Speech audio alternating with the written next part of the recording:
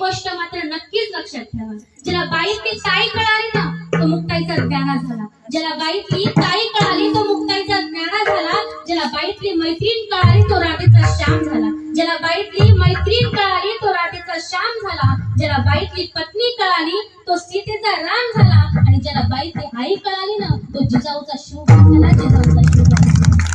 प्रत्येकाने आदर्श घेतला पाहिजे कोणाचा?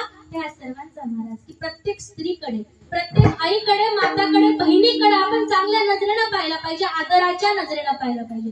प्रत्येक स्त्रियांचा आपण सन्मान केला पाहिजे. पण आजकालच्या जगात काहीतरी अलगच चाललंय. आजकाल तर हे जे प्रेम नावाचा शब्द आहे ना तो खराबच करून टाकलाय ह्या आजकालच्या पिढीनं.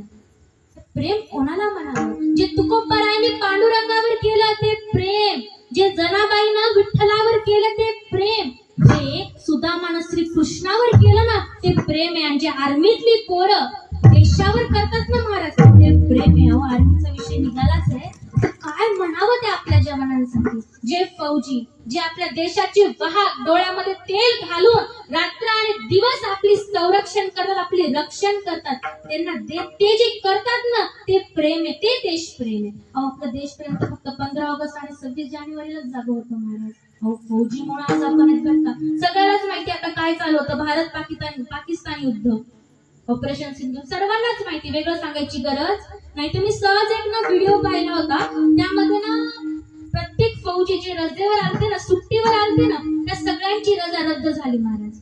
पण जरी रद्द झाली असेल ना, समजा ते काल आले, आज त्यांच्या सुट्ट्या रद्द झाल्या, त्यांना उद्या वापस जायचंय. काही जण स्वतःच्या लग्नासाठी आलते, काही बहीण भावाच्या लग्नासाठी आलते, काही माता पित्याला भेटायला आलते, काही आपल्या लेकरांना भेटायला आलते, पत्नीला भेटायला आलते. पण तरी सुद्धा थोडी सुद्धा निराशा त्यांच्या डोळ्यामध्ये नव्हती की मी का जाऊ, मी तर सुट्टीवर आहे. नाही महाराज, माझ्या भारत मातेनं मला बोलवलंय, मी जाणार म्हणजे जाणारच. ह्या पावरनं, ह्या एनर्जीनं ते वापस तिथं बॉर्डरवर जायला निघाले. खरंच तिथं बसलेल्या माता माऊलींचे जर खरंच कोणी पुत्र जर आर्मी मध्ये असेल ना, त्यांना माझा मनापासून आभार आहे. अहो, ज्या आईनं आपल्या पोटातला गोळा ह्या देशाच्या रक्षणासाठी दिला, ज्या वडिलांनी आपली म्हातारपणाची काठी ह्या भारताच्या रक्षणासाठी दिली, त्या आई वडिलांना, त्या लेकरांना ज्याचे वडील आर्मी मध्ये आहेत, त्या पत्नीला ज्याचे पती आर्मी मध्ये आहेत, त्या पूर्ण आर्मीच्या फॅमिलीला आणि त्या आर्मीला माझा खरंच सल्यूट आहे महाराज. त्यांच्यासाठी जोरदार टाळ्या होऊ द्या एकदा.